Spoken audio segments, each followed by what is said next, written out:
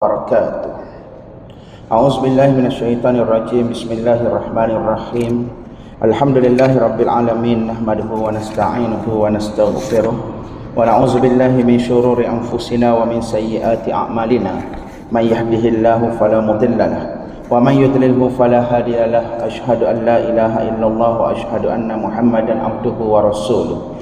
Rabbi shrah li sadri wa yassir li amri wahlul 'uqdatam min lisani yafqahul qawli. Allahumma anfa'na bima 'allamtana wa 'allimna ma yanfa'una. Rabbana zidna ilma warzuqna fahma. Allahumma 'alaika bil yahudil mu'tadin allazina qatalu ikhwanana fi Falastin. Allahumma ansurhum, Allahumma ansur ikhwanana al-mustad'afin wal mujahidin wal muslimin fi Falastin. Allahumma ansurhum, Allahumma ansurhum, Allahumma ansurhum nasran azizan. Amma ba'du. Faqala Allah Ta'ala fi kitabihil aziz ba'da a'udzu billahi minasy syaithanir rajim. Ya ayyuhallazina amanu taqullaha wal tanzur nafsum ma qaddamat lighad wattaqullaha innallaha khabirum bima ta'malun. Sadaqallahul azim. Surah Al-Hasyr ayat yang ke-18, yang mana Allah Subhanahu wa taala berfirman, wahai orang-orang yang beriman, bertakwalah kamu kepada Allah Subhanahu wa taala dengan mengerjakan segala suruhannya dan meninggalkan segala larangannya. Dan hendaklah setiap diri itu melihat dan memerhatikan apa yang telah dia sediakan daripada amalan-amalannya untuk hari esok, yakni untuk hari akhirat. Dan sekali lagi diingatkan, bertakwalah kepada Allah Subhanahu wa taala. Sesungguhnya Allah Subhanahu wa taala itu amat meliputi pengetahuannya akan segala yang kamu kerjakan. Sadaqallahul azim. Pertama sekali terima kasih diucapkan kepada seluruh ahli jawatan kuasa Masjid Bukit Indah, pengurus, timbalan pengurus, setiausaha, bendahari, para imam, para bilal, tuan-tuan, puan-puan, ibu-ibu, ayah-ayah, hadirin hadirat muslimin muslimat yang dirahmati Allah Subhanahu wa taala sekalian. Alhamdulillah, pertama sekali kita mengucapkan setinggi-tinggi kesyukuran kehadrat ilahi, kerana dengan limpah kurnia dan juga inayahnya serta pertolongannya Allah Subhanahu wa taala mempertemukan kita lagi pada malam ini. Dan insya-Allah pada malam ini kita akan menyambung lagi perbincangan kita berkaitan dengan isu akidah dan pemikiran semasa di Malaysia, yang mana kita masih lagi membicarakan tentang bab yang berkaitan dengan Islam liberal dan juga pluralism agama. Pada pertemuan yang terdahulu kita telah mengulas tentang beberapa isu yang berlaku, yang berlegar di Malaysia suatu ketika dahulu, tentang bab yang berkaitan dengan liberalism dan juga pluralism. Antaranya ialah tentang bagaimana ada kumpulan yang berusaha untuk menyeru supaya membenarkan penukaran agama bagi umat Islam, ataupun disebut membenarkan berlakunya murtad, seperti mana yang berlaku dalam beberapa kes. Kemudian kita juga telah melihat tentang beberapa bentuk pertubuhan yang ditubuhkan dengan tujuan tersebut, dan beberapa perkara telah digerakkan oleh mereka. Antaranya mereka telah menggerakkan satu bentuk forum yang disebut sebagai Forum The Federal Constitution Protection for All, Perlembagaan Persekutuan Perlindungan untuk Semua. Dan forum ini merupakan sebuah forum yang dilaksanakan secara roadshow ke seluruh negara oleh kumpulan Artikel 11. Sebelum ini, forum tersebut telah diadakan di Selangor, di Melaka, di Pulau Pinang, dan juga di beberapa tempat, dan diadakan juga di Johor Bahru. Ianya dianjurkan oleh pertubuhan aliran dan gabungan beberapa pertubuhan badan bukan kerajaan yang menamakan diri mereka sebagai gabungan Artikel 11. Okey, gabungan Artikel 11 Perlembagaan Persekutuan. Okey, bila kita sebut tentang Artikel 11 ni, dia merujuk kepada mana itu?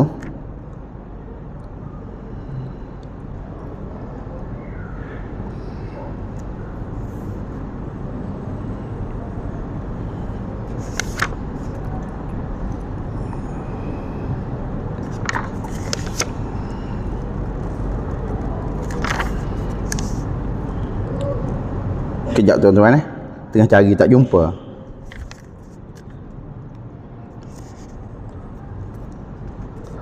Okey, yang menamakan diri mereka sebagai gabungan Artikel 11. Okey, jadi antara matlamat forum ini diadakan adalah seperti berikut. Okey, yang pertama, untuk membincangkan keperluan bagi menilai semula perlembagaan persekutuan ataupun perlembagaan Malaysia dalam konteks Islamisasi dan hubungannya dengan isu-isu semasa yang berbangkit pada waktu itu.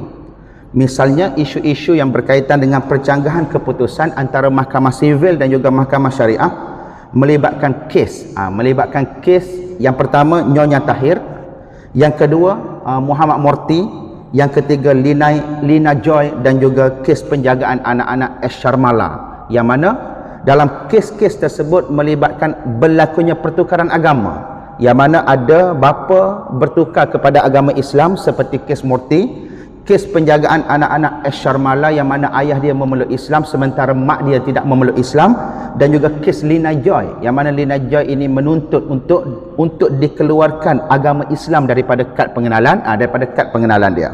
Kemudian yang kedua mendesak supaya kerajaan mengembalikan kedudukan perkara 121-1A Perlembagaan Persekutuan sebagaimana sebelum tahun 1988, yang mana bila kita sebut tentang perlembagaan persekutuan perkara 121-1A ini dia merujuk kepada bidang kuasa mahkamah syariah. Kemudian yang ketiga memberi peluang kepada masyarakat sivil mengemukakan pandangan mereka kepada kerajaan sebelum kerajaan memaksa mereka menjadikan perkara ini sebagai isu politik menjelang pilihan raya. Yang keempat, mengembalikan peranan perlembagaan persekutuan, khususnya artikel 11. Artikel 11 yang kita duk cari yang tak jumpa tadi, berkaitan dengan kebebasan beragama. Yang dipegang Mahkamah Sivil sebagai pelindung hak warga negara kerana ianya dilihat semakin terhakis.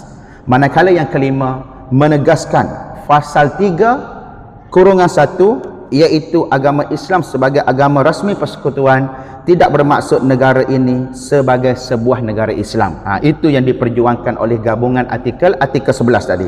Kenyataan ini dilandaskan oleh keputusan Mahkamah Agung Malaysia dalam kes Cik Omar Cik Soh 1988 yang mengesahkan undang-undang negara ini adalah undang-undang sekular. Jadi mereka tak nak menyatakan bahawa negara ini adalah negara Islam. Kemudian yang keenam, menyuarakan bahawa pindaan perlembagaan pindaan perlembagaan persekutuan pada tahun 1988 berkaitan dengan perkara 121-1A yang melibatkan unsur undang-undang Islam yang memberikan kuasa kepada mahkamah syariah. Kerana sebelum daripada 1988 itu, seperti mana yang kita sebut pada pertemuan yang terdahulu, Mahkamah Sivil boleh membatalkan keputusan Mahkamah Syariah. Tetapi apabila berlakunya pindaan pada perkara 121-1A pada tahun 1988, selepas daripada itu Mahkamah Sivil tidak boleh masuk campur dalam keputusan yang telah ditetapkan oleh Mahkamah Syariah yang merupakan bidang kuasa Mahkamah Syariah. Cuma yang berlaku hari ini ni tuan-tuan dan puan-puan yang dirahmati Allah, ada kita kata isu tentang cabaran terhadap perundangan syariah. Ada pihak yang meminta supaya dilakukan semakan semula terhadap perundangan yang dibuat di beberapa negeri, dan khususnya yang berlaku pada hari ini di negeri Kelantan, seperti undang-undang yang melibatkan persetubuhan dengan mayat, undang-undang yang melibatkan persetubuhan luar tabi'i dan sebagainya. Kerana apa? Ada pihak meminta supaya berlaku semakan semula kerana ada pertindihan undang-undang. Di peringkat negeri ada undang-undang, di peringkat persekutuan pun ada undang-undang tersebut. Kalau kita ambil hukuman di peringkat negeri, dia jauh lebih ringan jika nak dibandingkan dengan hukuman yang ditetapkan di peringkat persekutuan. Jadi dia seakan-akan ada percanggahan kerana wujudnya dua bidang kuasa mahkamah syariah mengambil tempat yang sama. Itu isu dia tuan-tuan dan puan-puan yang dirahmati Allah, dan kita boleh lakukan bacaan lanjut berkenaan dengan perkara ini dalam kes yang melibatkan Nik Elin Zulina daripada Kelantan yang mencabar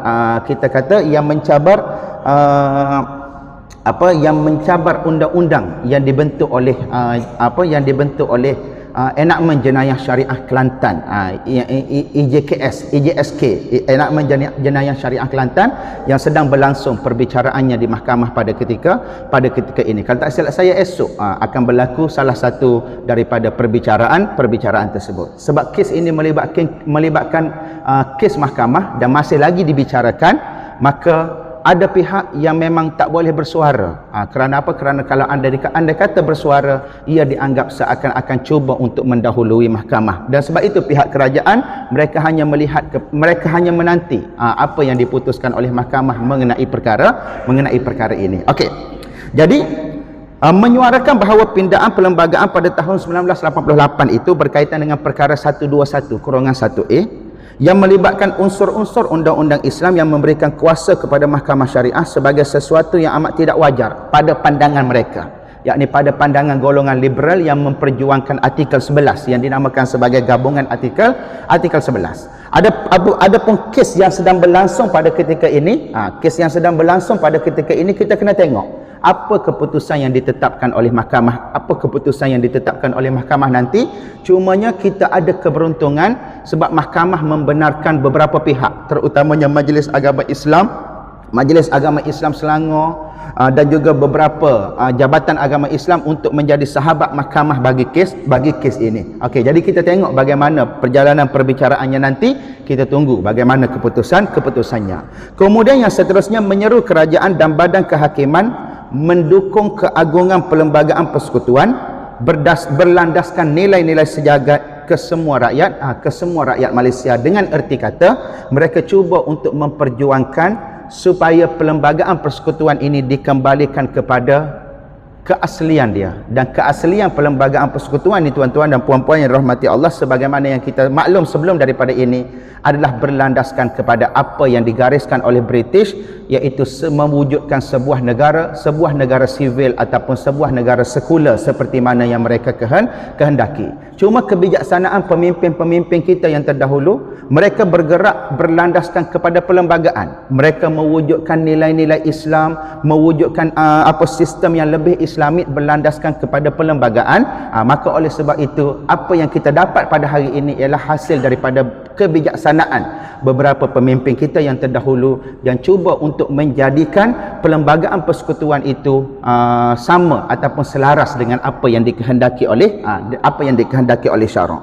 Jadi mereka ni, gabungan artikel 11 ni, dia tak puas hati berlakunya proses islamisasi, seolah-olah seakan-akan meletakkan undang-undang Islam itu lebih tinggi dan sebagainya.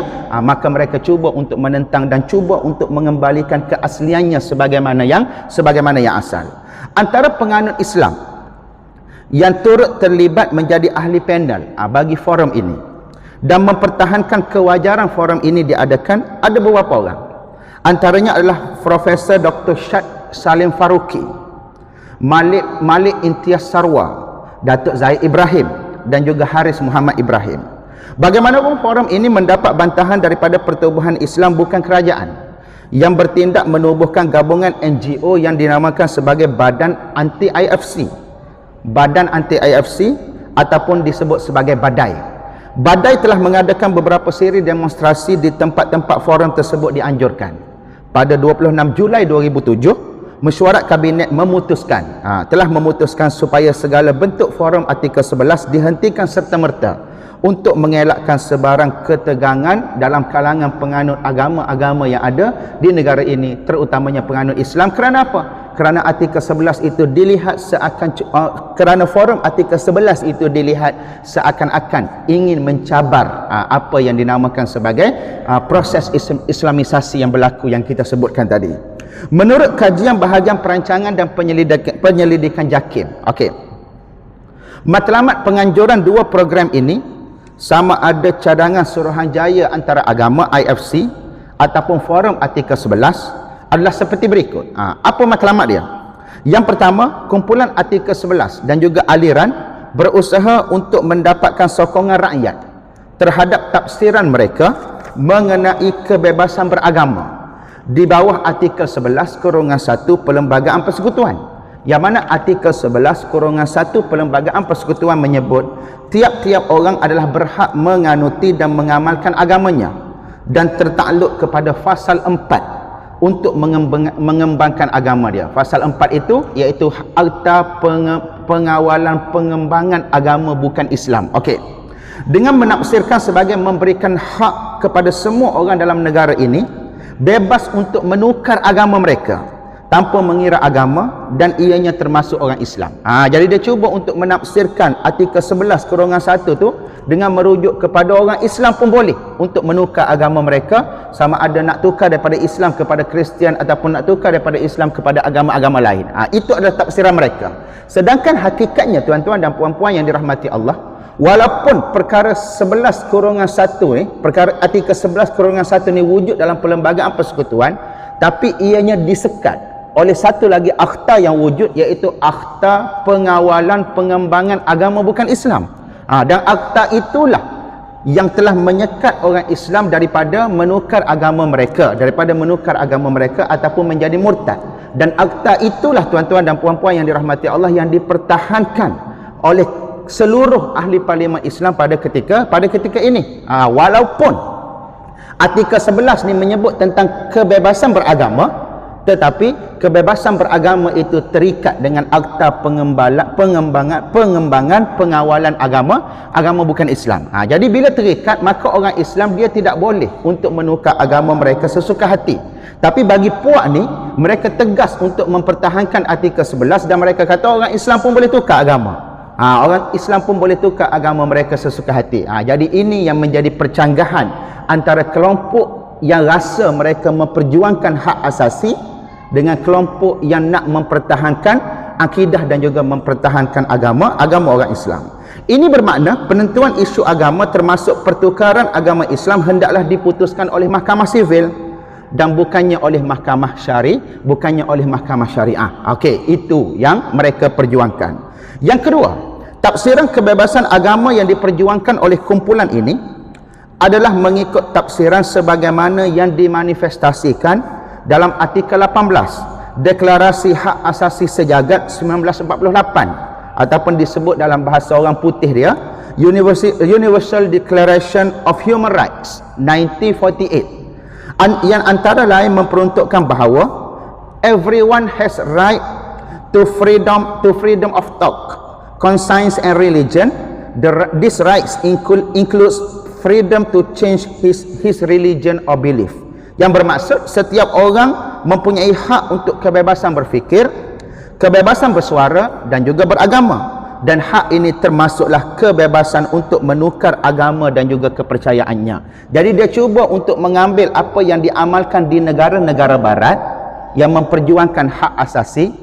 Kita panggil hak asasi secara tempang lah tuan-tuan dan puan-puan yang dirahmati Allah, kerana mereka ni hak asasi bila kena kat mereka, bila kena kat orang lain dia lupa tentang hakikat yang dinamakan sebagai hak asasi. Kita tengok apa yang berlaku di Palestin ketika mana penduduk Gaza, kanak-kanak, wanita, orang tua, hospital diserang. Ni geng-geng yang perjuang hak asasi tu diam 1000 bahasa.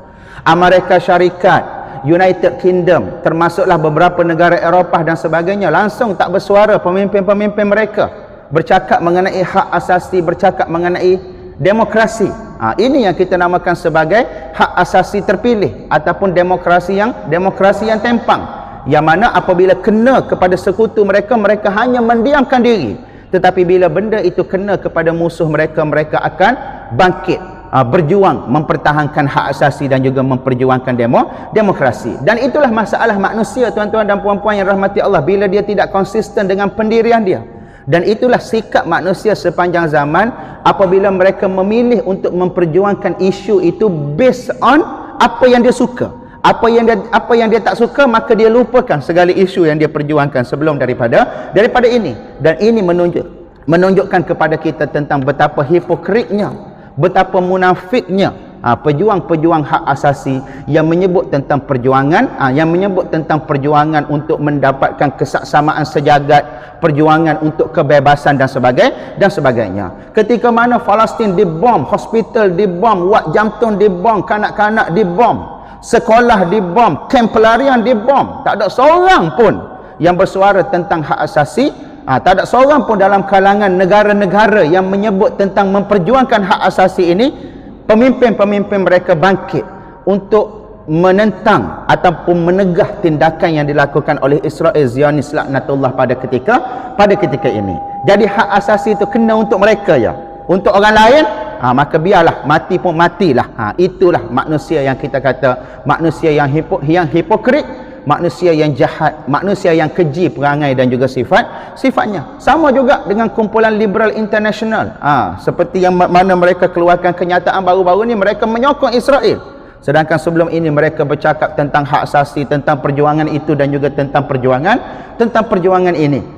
Tentang perjuangan itu dan juga perjuangan untuk membebaskan manusia daripada ketidakadilan, daripada genocide, ethnic cleansing dan sebagainya. Tapi hakikat bila benda itu kena kepada sekutu mereka, mereka hanya mendiamkan diri seribu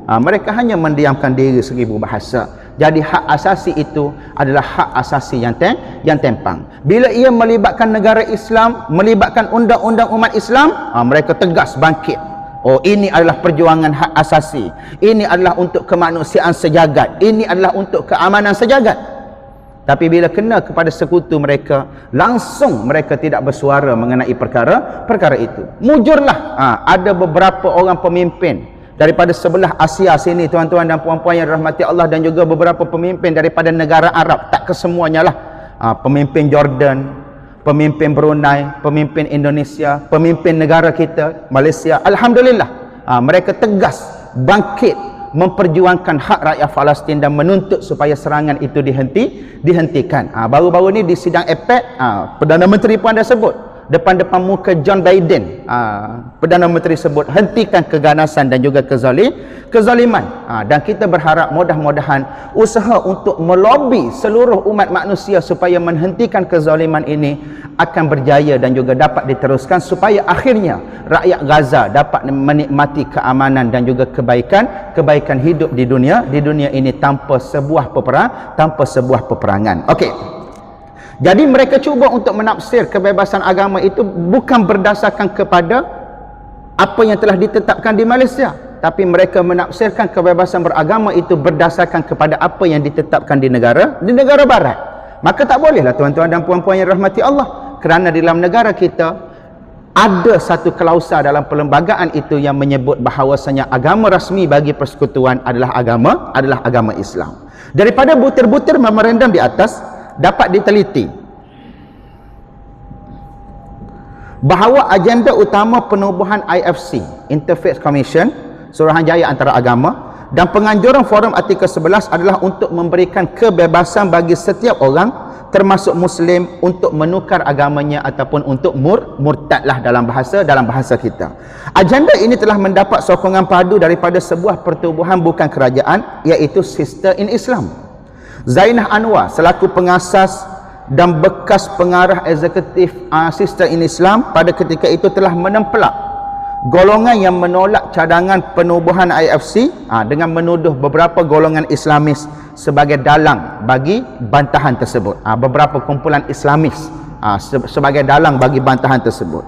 Beliau menyatakan apa yang disebut from the stillborn Interfaith Council to Article 11 Liberal Islam, the Sharmala, Murthy and Lina Joy cases and purported thousands of apostates. It was passed and the Islamists who framed the agenda and defined what is Islamic, what is not, what poses a danger to the faith, what does not. Dia kata bermula dengan kegagalan Interfaith Council hinggalah ke forum artikel 11. Kegagalan mereka mengajukan dialog dan sebagainya lah. Ke Sharmala, Murthy dan Lina Joy dan perakuan ribuan yang murtad. Ini adalah disebabkan oleh beberapa kumpulan Islamis, termasuklah PAS dan juga kumpulan Islamis yang lain yang merangka agenda dan mentakrifkan apa yang Islamik, apa yang tidak, apa yang boleh membahayakan akidah, apa yang tidak. Itu yang dia kata. Jadi dia menuduh kumpulan Islamis ni sebagai dalang yang mengakibatkan mereka tidak dapat meneruskan agenda mereka. Dan bila kita sebut tentang kumpulan Islamis di Malaysia ni, dia merangkumi beberapa kumpulan lah, termasuklah Parti Islam Se-Malaysia, termasuklah Angkatan Belia Islam Malaysia ABIM, termasuklah Ikram, termasuklah ISMA dan sebagainya. Itu adalah kumpulan yang disebut sebagai kumpulan Islamis pada ketika itu, tuan-tuan dan puan-puan yang dirahmati Allah. Jadi pandangan Zainah Anwar dan kumpulan SIS, Sistem Islam ini jelas menunjukkan ketidakpedulian mereka terhadap pegangan akidah mereka sebagai seorang Muslim. Perbuatan meredai dan merelakan pertukaran agama ataupun murtad secara sembrono seperti yang dicadangkan oleh IFC adalah suatu perkara yang ditegah oleh Islam, bahkan ianya boleh menjejaskan akidah seseorang yang menyokongnya. Maknanya sesiapa yang menyokong agenda penukaran agama ni, dia merupakan sesuatu yang boleh menyebabkan akidah kita sendiri terjejas. Ini mungkin berpunca daripada kecenderungan Zainah Anwar itu sendiri yang mendukung fahaman pluralisme agama, yang mengatakan semua agama adalah sama dan tiada larangan bagi umat Islam untuk bertukar agama ataupun mengamalkan agama lain.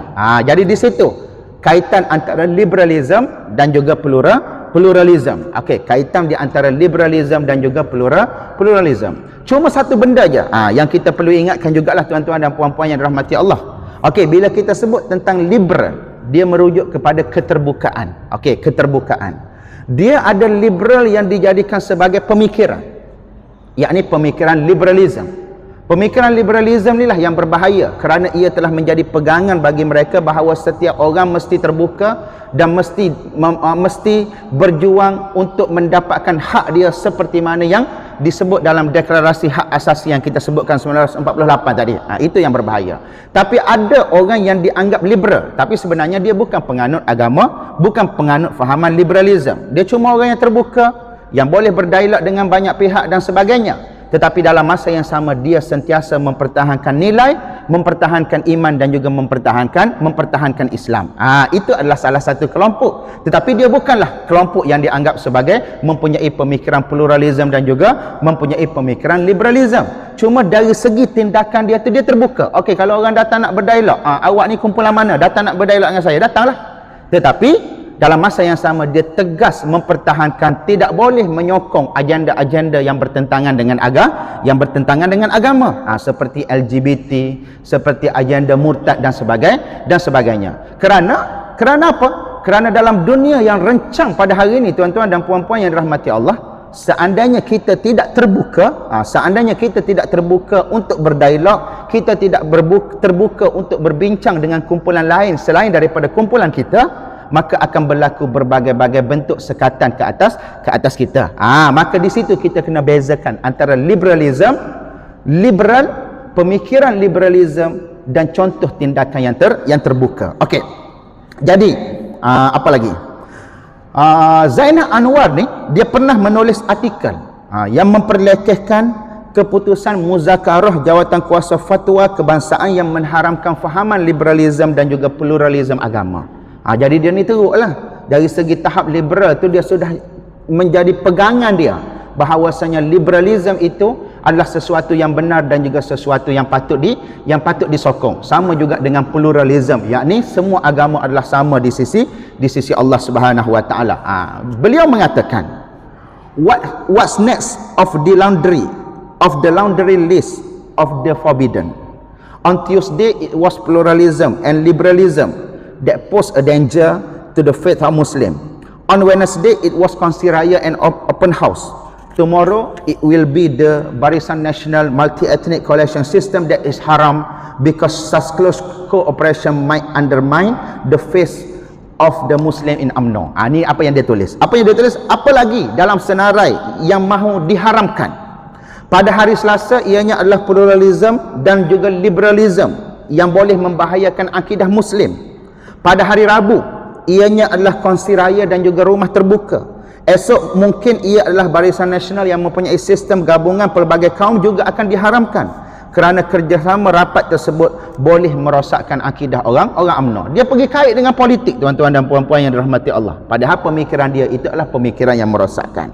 Jadi salah seorang ahli panel forum artikel 11, Profesor Dr. Salim Faruqi, dalam forum artikel 11 di Johor Bahru pada 22 Julai 2006 mengatakan bahawa sesuatu yang tidak boleh diterima, dia kata, Apabila agama dikaitkan dengan bangsa sebagaimana yang termaktub dalam perkara 160 Perlembagaan Persekutuan. Perkara 160 Perlembagaan Persekutuan ni apa dia? Orang Melayu adalah Islam lah. Setiap orang Melayu di bumi Malaysia ini mereka adalah orang Islam, dan bila sebut tentang orang Melayu itu dia merujuk kepada orang Melayu ni lah. Orang Melayu seperti apa yang ada pada hari ini. Bahkan tafsiran itu kata dia dibuat untuk tujuan politik. Beliau melihat murtad sendiri mempunyai pelbagai persepsi. Bagi golongan Islam konservatif, mereka melihat ia adalah haram dan tidak diizinkan berdasarkan kepada hadis. Ni kata dia. Bagi golongan Islam moden, siapa tak tahu golongan Islam moden tu kan? Mereka melihat isu murtad tidak disebut dalam Al-Quran, dan Al-Quran tidak juga menyebut sebarang hukuman terhadap orang yang murtad. Beliau mendakwa telah mengkaji Al-Quran sehelai demi sehelai, dan apa yang dijumpai hanyalah surah Al-Kafirun yang bermaksud lakum dinukum waliyadin, bagi kamu agama kamu dan bagi aku adalah agama aku. Oleh itu kata dia sewajarnya diberikan hak murtad kepada mereka yang mahu murtad berdasarkan kepada ayat ini yang mengiktiraf agama Islam dan agama bukan Islam. Sedangkan hakikatnya surah Al-Kafirun itu diturunkan bagi menjawab dakwaan, bagi menjawab ajakan golongan Quraisy yang menyeru kepada Nabi supaya apa? Supaya menyembah Tuhan mereka seandainya Nabi ingin melihat mereka menyembah Allah Subhanahu wa taala. Jadi tafsiran dia itu berbeza dengan hakikat di sebalik penurunan surah Al-Kafirun tersebut. Mereka mengambil ayat yang hujung je, lakum dinukum waliyadin, bagi kamu agama kamu, bagi aku agama aku, dan dia kata inilah konsep kebebasan beragama yang disebutkan dalam Al-Quran. Itulah malangnya golongan liberal ni tuan-tuan dan puan-puan yang dirahmati Allah. Malangnya kenapa? Kerana mereka mengambil separuh, mengambil hanya dari segi terjemahan dan tidak melihat konteks keseluruhan kenapa ayat itu diturunkan. Kenapa ayat itu diturunkan. Dan bermulanya golongan liberal ni, kita cerita sejarah sikitlah tuan-tuan dan puan-puan yang dirahmati Allah. Bermula bila? Bermula selepas daripada zaman kegelapan Eropah, yakni pada zaman Enlightenment bermulalah gerakan liberal secara besar-besaran setelah gereja Protestan pada ketika itu, aliran Kristian Protestan berjaya kita kata mendominasi sebahagian besar penganut Eropah setelah mereka menenggelamkan pengaruh gereja Roman Katolik. Pengaruh gereja Roman Katolik ni dia sangat besar sebelum daripada itu.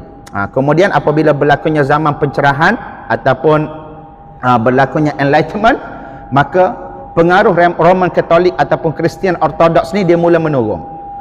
Ada sebahagian pengkaji kata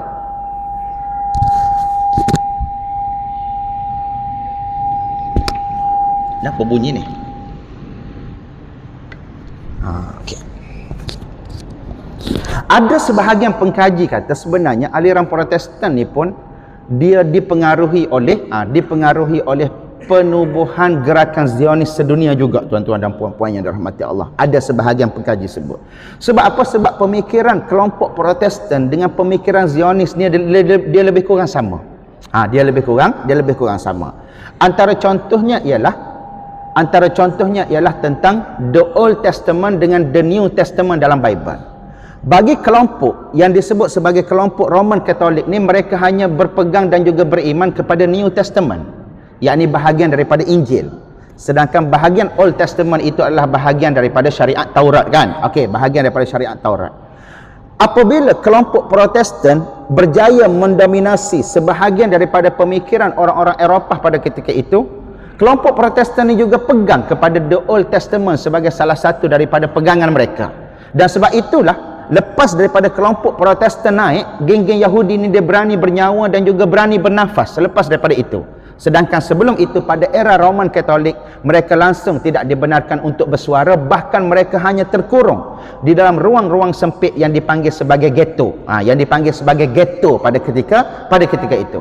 Apabila naiknya aliran Protestan ni tuan-tuan dan puan-puan yang rahmati Allah, barulah mereka mula bersuara, menerbitkan agenda-agenda mereka dan seterusnya menggerakkan penubuhan gerakan Zionis sedunia yang berusaha untuk kembali ke Jerusalem ataupun untuk kembali ke Palestin. Dan dengan dukungan British pada ketika itu yang sudah dipengaruhi oleh kita kata aliran Protestan, akhirnya mereka berjaya menjatuhkan kerajaan Turki Osmaniyah berjaya menewaskan Pakatan Jerman dan juga Turki dalam Perang Dunia yang pertama. Lalu akhirnya mereka berjaya merampas bumi Palestin, sebahagian daripada bumi Palestin, untuk dijadikan sebagai bahagian daripada negara mereka.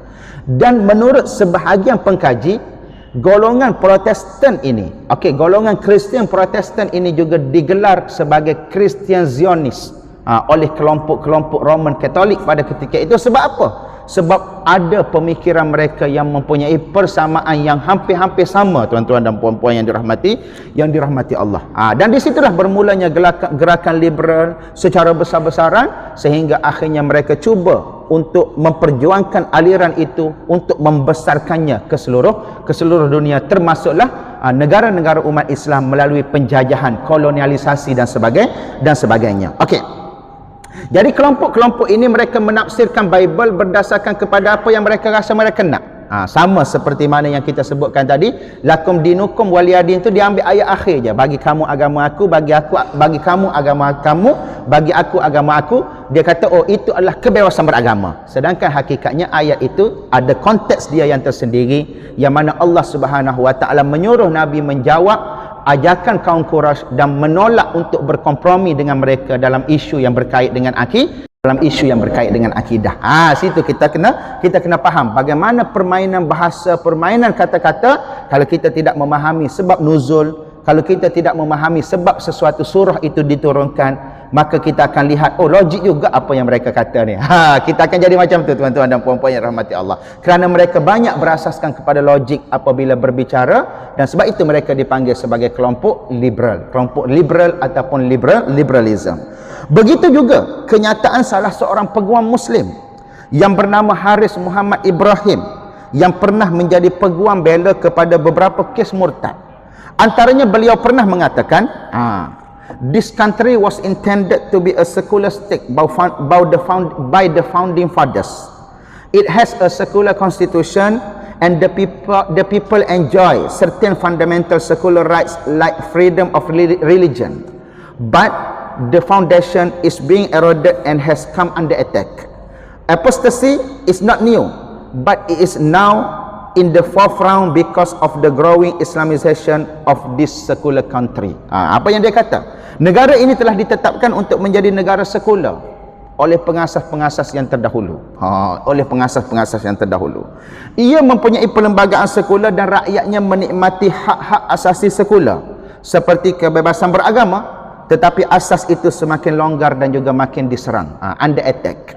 Murtad bukanlah sesuatu yang baru, tetapi sekarang ia jadi menonjol kerana perkembangan Islamisasi di negara sekular ini. Jadi mereka cuba untuk menegaskan bahawa negara ini adalah negara sekular. Dalam isu murtad Lina Joy contohnya, salah seorang peguam iaitu Datuk Zaid Ibrahim turut mengeluarkan kenyataan yang menggambarkan pendirian beliau yang tidak mengambil peduli tentang kesan murtad terhadap akidah Islam. Yang mana beliau mengatakan, kita tidak boleh bercakap perkara itu kerana Tuhan akan menghukumnya. Yakni Tuhan akan menghukum Lina Joy itu. Apa masalahnya? Dia bukan lagi Islam, jadi Tuhan akan menghukumnya. Adakah kita memainkan peranan Tuhan? Adakah kita tahu bahawa Tuhan tidak akan mengampunkannya? Adakah kita tahu? Tanya Zaid Ibrahim mengenai perkara itu. Jadi kenyataan-kenyataan seperti yang dikemukakan oleh Zainah Anwar, sister in Islam tadi, dan beberapa tokoh lain yang kita sebutkan tadi, termasuklah Syak Salim Faruqi, Haris Muhammad Ibrahim, Zaid Ibrahim dan sebagainya, yang menyokong penubuhan IFC, kesamarataan hak penganut Islam dan bukan Islam, serta keharusan bertukar agama, memperlihatkan kecenderungan terhadap fahaman pluralisme agama. Ini kerana antara unsur-unsur utama dalam ajaran pluralisme agama ialah meyakini kesamarataan semua agama dalam konteks yang pertama, kebenaran ada dalam semua agama. Dia meyakini bahawa kebenaran itu wujud dalam semua agama. Dan yang kedua, keselamatan boleh dicapai menerusi mana-mana agama. Jadi itu adalah fahaman pluralisme. Fahaman pluralisme ni kita boleh lihat cara percakapan mereka itu melalui dua cara, ya tuan-tuan dan puan-puan yang rahmati Allah. Yang pertama, bila mereka berbicara tentang agama, dia kata, oh kebenaran, oh azan kita bagi laluan untuk azan. Biasanya bunyi, hari ni tak bunyi pluralism agama ni dia ada dua unsur ya tuan-tuan dan puan-puan yang rahmati Allah. Unsur yang pertama, apabila orang bercakap tentang agama, dia yakin bahawa kebenaran itu ada dalam semua agama. Sahlah tu, dia pluralism. Manakala yang kedua, dia yakin bahawa keselamatan, yakni keselamatan di mana? Keselamatan selepas daripada matilah, keselamatan di hari akhirat nanti boleh dicapai menerusi mana-mana agama. Maka itu adalah contoh mereka yang mempunyai kecenderungan dalam bab yang berkaitan dengan pluralism agama. Adapun kalau sekadar kita meraihkan agama-agama yang lain, mengiktiraf kewujudan mereka, dengan erti kata mengiktiraf kewujudan mereka dah wujud, nak buat macam mana? Dalam masa yang sama kita tak adalah meletakkan bahawa agama mereka itu adalah agama yang benar, cuma kita meraihkan kewujudan mereka dan memberikan hak kepada mereka untuk mengamalkan apa yang sepatutnya mereka amalkan. Maka itu tidak dinamakan sebagai pluralism agama. Ini yang berlaku di Madinah apabila baginda Nabi SAW mewujudkan perlembagaan Madinah ataupun disebut sebagai Sahifah Madinah. Yahudi yang hidup di Madinah pada ketika itu, Nabi iktiraf kewujudan mereka. Yahudi boleh mengamalkan agama mereka,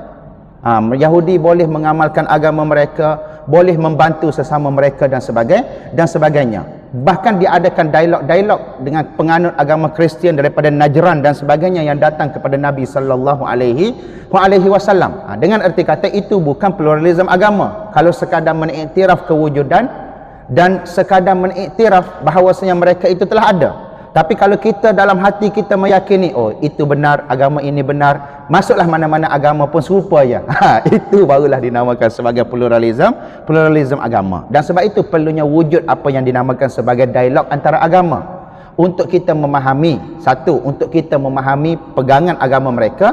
Dan yang kedua, dialog antara agama ini, pelajaran dialog antara agama ini juga penting. Untuk kita memahami mana batas yang boleh kita join dan juga mana perkara yang kita tidak boleh join dalam upacara-upacara mereka. Mana yang berbentuk budaya, mana yang berbentuk ritual. Seperti angkat tandu, pergi ke kuil dan sebagainya, itu berbentuk ritual lah tuan-tuan dan puan-puan yang rahmati Allah. Maka itu tidak boleh. Kalau sekadar dia panggil kita, marilah makan rumah saya. Marilah makan rumah saya buat makanan halal, sebab saya gembira sambut di Pabali. Contohlah macam itulah tuan-tuan dan puan-puan yang rahmati Allah. Sekadar pergi makan, tak masuk apa-apa ritual dan sebagainya, maka itu tidak menjadi masalah dan juga tidak menjadi kesalahan. Lainlah kalau dia ajak kita makan, kemudian dia suruh kita pusing-pusing pinggang dulu dengan api suci dia dan sebagainya kan. Yang itu tak boleh lah, sebab dia dah masuk ritual keagamaan. Kalau setakat makan makanan yang halal yang dia sediakan untuk meraihkan kegembiraan dia, that's no problem. Sama juga dengan kes pendaftaran perkahwinan sivil yang berlaku di yang berlaku di JPN, Jabatan Pendaftaran Negara. Apabila ada orang-orang Melayu, biasanya pegawai-pegawai JPN ataupun menteri lah tuan-tuan dan puan-puan yang rahmati Allah, dia akan buat macam akad nikah, tapi dia bukan akad nikah pun sebenarnya. Dia hanya salah satu prosedur pendaftaran perkahwinan sivil. Kamu sekian nak kahwin dengan sekian. Betul? Dia jawab betul. Maka itu adalah prosedur yang tidak melibatkan ritual-ritual keagamaan. Maka itu tidak dinamakan sebagai pluralism, tidak dinamakan sebagai liberalism. Okey, kita tak pertahankan sesiapa, cuma benda yang betul kita kena cakap betul lah. Benda yang tak betul kita akan cakap tak betul. Seperti mana yang kita sebutkan tadi, liberal international dan sebagainya tadi, berjuang tentang hak asasi, tapi apabila yang dibantai itu adalah rakyat Palestin, mereka hanya diam 1000 bahasa, tidak berbicara langsung tentang hak asasi, bahkan menyokong lagi kemungkaran yang dilakukan oleh Israel Zionis, laknatullah di bumi Gaza. Okey, kemudian sambung sikit lagi tuan-tuan dan puan-puan yang dirahmati Allah. Okey, jadi fahaman pluralism agama tidak mempunyai apa-apa konflik apabila berhadapan dengan isu murtad ataupun pertukaran agama. Sebab apa dia tidak mempunyai apa-apa konflik? Sebab menurut fahaman pluralism agama, kebenaran dan keselamatan tetap ada dalam semua agama walaupun berbeza-beza pada zahirnya. Jadi kalau kau nak tukar ke agama mana sekalipun ikut suka hati kau lah, dia seolah-olah macam tu tuan-tuan dan puan-puan yang rahmati Allah. Dan itulah hak asasi. Hak asasi Sonsang menurut pendirian mereka. Hak asasi Sonsang. Bila kita sebut tentang hak asasi, dia mesti diikat dengan tanggungjawab. Bila kita sebut tentang freedom of talk, freedom of speech dan sebagainya, dia mesti diikat dengan tanggungjawab. Kalau kita umat Islam, dia terikat dengan tanggungjawab kita sebagai umat Islam. Memperjuangkan kemanusiaan bagus, adalah sesuatu yang kita kata sebagai sesuatu yang penting. Memperjuangkan kemanusiaan, memperjuangkan manusia daripada ketidakadilan, memperjuangkan manusia, membebaskan mereka daripada kekejaman, penindasan dan sebagainya, bagus. Tetapi kemanusiaan tanpa diikat dengan nilai yang baik, tanpa diikat dengan nilai yang murni, tanpa diikat dengan kompas moral yang betul, maka kemanusiaan itu akan jadi tempang. Lalu atas dasar kemanusiaan, mereka membenarkan berlakunya perkara-perkara yang diharamkan oleh syarak. Apabila gerakan enlightenment tadi, kita balik kepada cerita tadi, apabila gerakan enlightenment tadi berjaya menguasai sebahagian dan juga mendominasi Eropah, maka pada waktu itu nilai liberal dalam kalangan masyarakat barat ni dia mula jadi sesuatu yang masuk ke dalam masyarakat mereka. Dan salah satu nilai liberal yang baik ialah masyarakat barat ni dia lebih pro kepada kemanusiaan. Okey, baik, nilai pro kepada kemanusiaan itu baik, tetapi pro kepada kemanusiaan yang tidak diikat dengan kompas moral yang betul, yang tidak dipandu oleh kompas moral yang betul, maka akhirnya kemanusiaan itu akan jadi songsang. Dan disebabkan itulah atas dasar kemanusiaan dan juga hak asasi lah, mereka membenarkan LGBT, mereka membenarkan kita kata perkahwinan sejenis, mereka membenarkan berlakunya perhubungan seks secara suka sama suka dan sebagainya atas dasar meraihkan kemanusiaan. Adapun kita Islam, kita meraihkan kemanusiaan. Dalam masa kita meraihkan kemanusiaan itu mesti dipandu oleh kompas moral yang betul.